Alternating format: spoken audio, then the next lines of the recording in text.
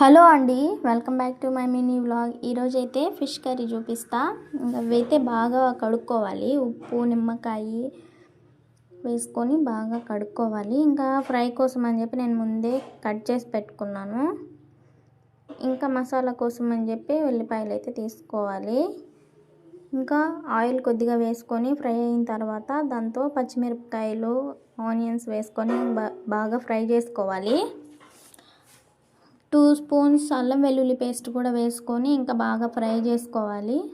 బాగా ఫ్రై అయిన తర్వాత టమాటా ముక్కలు కూడా వేసుకొని ఇంకా బాగా మెత్తగా అయ్యేదాకా ఉడకబెట్టుకోవాలి. అందులో సరిపడినంత ఉప్పు అయితే వేసుకోవాలి. ఇంకా మనం ముందుగా తెల్లగడ్డలు తీసుకున్నాం కదా, అందులో కారం, ధనియాల పొడి, పసుపు పొడి అయితే వేసుకోవాలి.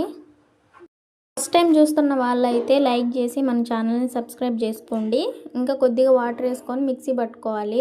ఇంకా మిశ్రమాన్ని ఇందులో వేసుకొని బాగా ఫ్రై చేసుకోవాలి. పచ్చివాసన పోయేసరికి సిమ్లో పెట్టుకొని అయితే ఫ్రై చేసుకోవాలి. మూత పెట్టుకొని ఒక 5 మినిట్స్ అయితే ఉంచుకోవాలి. ఇంకా ఫ్రై అయిన తర్వాత మనం ముందుగా చింతపండు గుజ్జును అయితే తీసుకున్నాం కదా నానబెట్టుకొని, ఇంకా అదైతే వేసుకోవాలి. మనకి చేపలు ఎన్ని ఉన్నాయో చూసుకొని మనకి ఎంత గ్రేవీ కావాలో చూసుకొని పులుసు అయితే వేసుకోవాలి. ఇంకా మూత పెట్టి ఇంకో 5 మినిట్స్ ఉడకాలి. బాగా ఉడికిన తర్వాత మనం ముందుగా కడిగి పెట్టుకున్న చేప ముక్కలు ఉన్నాయి కదా, అవి వేసుకోవాలి. వేసుకొని ఇంకా గరిటతో కొంచెం సేపు తిప్పేసి ఇంకా 5 మినిట్స్ అయితే అట్లనే ఉంచుకోవాలి. ఈ చేప ముక్కలకి ఎక్కువ పులుపు కారం ఉంటే అయితేనే బాగుంటుంది.